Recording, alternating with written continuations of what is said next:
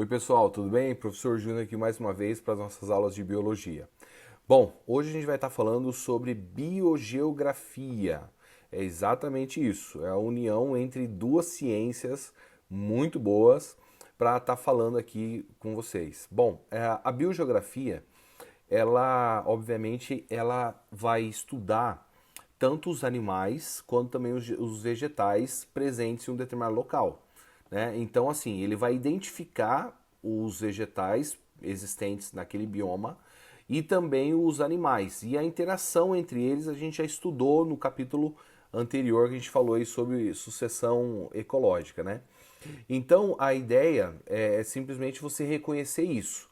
Essas características são importantes. Você vai ter nos vestibulares aí falando sobre as características climáticas, os principais indivíduos que vivem lá, tanto vegetais quanto animais, a precipitação, no caso as chuvas, a incidência luminosa, tudo isso vai se diferenciar de um bioma para outro.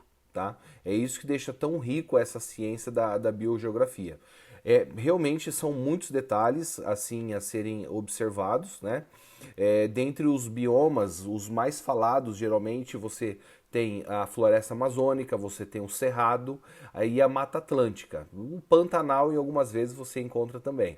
Claro que, dependendo do vestibular que você faça, de onde você esteja, você pode ter os outros biomas, é claro, mas em porcentagem você tem em maior quantidade esses biomas. Então, floresta amazônica, Mata Atlântica, Cerrado são aqueles que caem em muitas provas por aí, tá bom?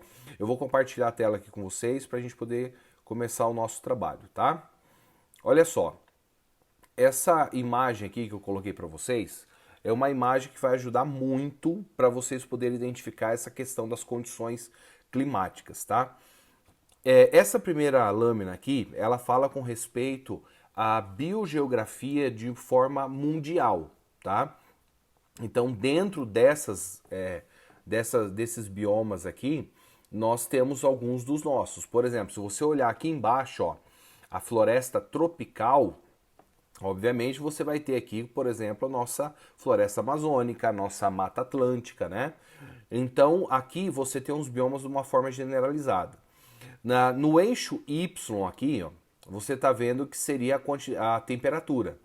Então quanto mais aqui em cima, mais baixa a temperatura, né? E aqui, mais vermelho, mais alta a temperatura.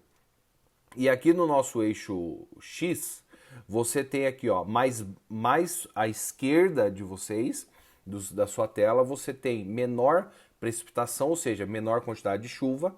E aqui do lado direito você tem maior quantidade de chuva. Então, olha só, quando você vê aqui uma floresta tropical, como por exemplo a floresta amazônica, né? Que ela está aqui no nosso país e também alcança países circunvizinhos aqui, né?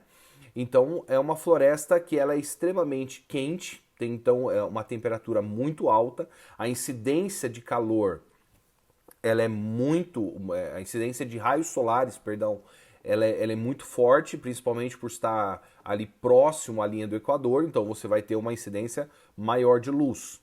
E aí você tem uma quantidade extremamente regular de chuva. Então pensa só, por que não uma floresta amazônica ser tão exuberante?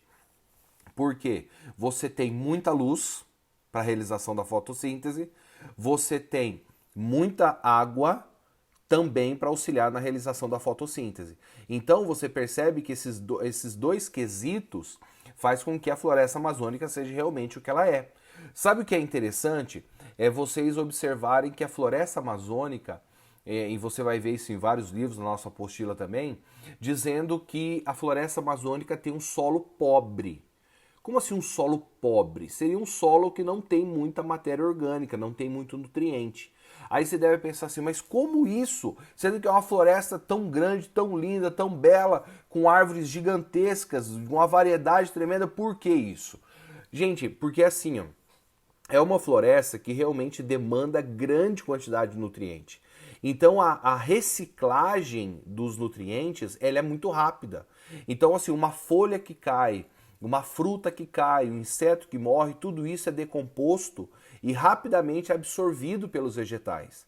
Então, obviamente, o teor de humus ali você vai ter bastante? Vai, mas o solo em si ele acaba sendo mais pobre, né?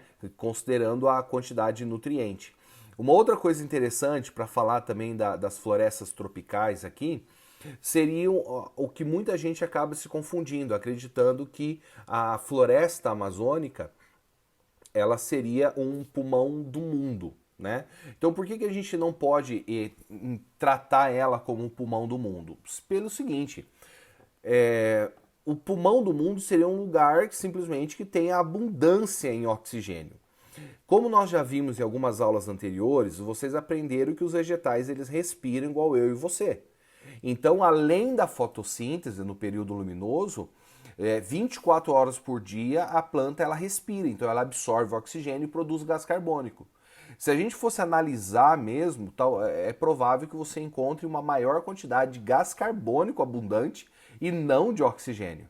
Porque o oxigênio produzido pela floresta amazônica ou pelas florestas tropicais no geral, eles são absorvidos pela própria floresta, tanto fauna quanto também na flora. Né? Os oceanos, pelos protozoários, eles acabam produzindo um oxigênio muito mais abundante. E aí sim acaba tendo, talvez poderíamos dar esse apelido sim de pulmão do mundo, tá? Então fica essa dica importante para você poder não se confundir dessa forma. Infelizmente é um termo que muita gente utiliza, já vi em muitos lugares, principalmente jornalismo, mas é uma coisa que você que estuda biologia não dá para deixar passar, tá bom? Vou compartilhar a tela aqui novamente. Então olha só, outra coisa interessante é você olhar esse bioma aqui, ó, que é a tundra. Esse bioma aqui em cima, que é a tundra, ele é um bioma que ele tem baixa temperatura e também pouca quantidade de chuva.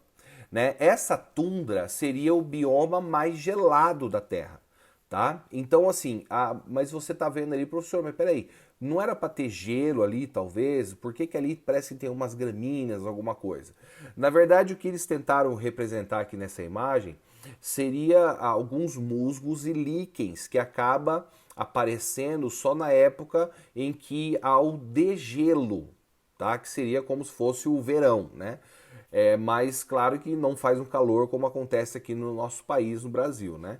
Então, são lugares onde você não vai encontrar arbustos, onde você não vai encontrar árvores pequenas, árvores grandes, você tem um solo extremamente pobre, e é nessa região que você encontra todos os indivíduos polares, né? Que utilizam o corpo para camuflagem. Então você vai ter os indivíduos albinos, vão fazer sucesso nesse lugar, porque eles conseguem se camuflar bem para esconder dos predadores e também para caçar. Né? Então você tem tundras em muitos lugares, como a tundra ártica, você tem tundra na Rússia, entre outros lugares que tem essa característica. A taiga, ela já é um bioma onde ele tem uma temperatura baixa, tem um pouco mais na quantidade de chuva, mas o interessante é que é um solo mais rico, porque é um lugar onde você vê grande quantidade de coníferas, muito pinheiro, né? Pinheiros grandes, com caules bem enormes, assim, altura também, e são lugares onde você tem o inverno muito rigoroso, né? E na época de degelo você tem ali as árvores lindas e belas, né? Só que claro que o verão, obviamente, é extremamente ameno, né? Aqui, outro que você observa seria o deserto, né? Aqui o deserto frio e já embaixo o deserto quente. Então há regiões que você observa que a vegetação e os animais, a grande maioria deles é semelhantes a de um deserto quente, né? Então, assim, às vezes você olha, às vezes se você tirar uma foto e você não falar para ninguém onde você tá, talvez vão arriscar que é um deserto quente. Mas você tem alguns lugares, como a Patagônia, por exemplo, que é um deserto onde você encontra uma temperatura bem baixa, né? Você sabe que, claro, o deserto quente você encontra uma temperatura baixa durante a noite, né? Mas durante o dia você tem uma temperatura altíssima. Os livros antigamente eles baseavam ali uma média em torno de 50 graus de temperatura os desertos durante o dia. Claro que essa média ela aumentou, né? Alguns anos atrás teve o deserto do Irã que bateu o recorde chegando a 75 graus Celsius de temperatura. Você imagina só, uma água fervendo para você fazer um chá tem em torno de 100 graus para ebulir. E você está num ambiente onde ele tem 75 graus, então obviamente a sensação térmica creio que seja ainda maior, né? Aqui você tem, chegando mais para a direita, você vai tendo as florestas decíduas, as florestas temperadas úmidas, né? Então tudo isso você vai vendo que vai mudando de acordo com a incidência solar, ao aumento da temperatura e também ao aumento da precipitação. Essa outra imagem que eu tenho aqui depois, ela é uma imagem semelhante àquela, só que ela está aqui num triângulo e ela mostra essa quantidade de chuva e de temperatura. Então aqui em cima, ó, você vai vendo a tundra mais gélida, aí você tem o subártico, que no caso seria daqui da esquerda para a direita até a taiga, onde você tem esses pinheiros. Aí você tem um clima mais temperado, então aqui você tem um deserto mais frio, e até chegar aqui nos bosques, como você está vendo aqui, tá? E aqui embaixo, a parte mais tropical, então tem uma quantidade maior de chuva e uma incidência maior de sol, as temperaturas altas também. Então, mais à direita você encontra aqui as florestas tropicais, tá? Aqui tem um mapa que mostra os locais que você encontra desses biomas globais, tá? De uma forma geral aqui que você está vendo. Uma pergunta uma vez que um aluno fez para mim qual era o maior deserto, né? Aí eu respondi para ele que era o deserto ártico. Aí ele falou assim, mas peraí, como é que é o deserto? Não tem areia lá? Na verdade, deserto é pela quantidade mínima que tem de seres vivos, né? Então, não importa se ele é quente ou frio. O deserto maior seria o deserto ártico, né? Claro que o deserto é um deserto frio, né? Mas entra ali também na taiga. Desculpa, na tundra, tá bom? E aqui, por último, eu quero mostrar essa imagem que fala com respeito aos biomas brasileiros, tá? Então, assim, ó, aqui você tem uma legenda mostrando para vocês onde estão cada um dos biomas, né? Então você tem aqui nessa região vermelha aquela zona costeira onde você tem a restinga, né? Que é aquela vegetação característica de beira de praia, né? Vegetação rasteira, e você encontra também os mangues, né? Que tem ali um acúmulo de água doce com salgada. Aí para dentro do país, você mais para oeste do país, você já vai tendo a Mata Atlântica, que foi a mata mais devastada, desmatada que existe, porque você pensa só que todos os lugares costeiros que você já foi, praias que estão aqui no nosso Oceano Atlântico, e tem cidades enormes, gigantescas, todas essas cidades eram habitadas por restinga e Mata Atlântica. Então, obviamente, foi tudo desmatado para a questão da urbanização. Então, hoje aí você tem menos de 10% da mata original, né? Então, realmente foi uma devastação gigantesca. Seguindo ainda para o oeste, você percebe que aqui no nordeste brasileiro você tem a Caatinga, né, que seria o nosso deserto, são regiões mais secas, né, de plantas xeromórficas, então são plantas que são adaptadas a um ambiente mais seco, mais árido, né? Uma coisa interessante aqui, ó, você observar no norte do nosso país, mais para a região oeste, você tem a floresta amazônica. Só que uma coisa que é interessante, que muita gente acaba esquecendo de estudar, e na sua apostila da educação adventista você tem, que seriam as zonas de transição entre uma mata e outra. Então aqui na legenda está bem claro isso. A zona de transição, por exemplo, aqui que você está vendo em azul, né? A zona de transição entre a Caatinga e a floresta amazônica. Então essa zona de transição, ela realmente representa os dois biomas misturados.